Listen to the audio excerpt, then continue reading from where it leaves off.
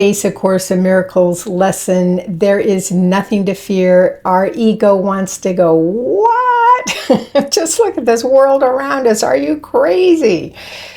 And the truth is, all there is love, and everything else is an illusion, especially fear, right?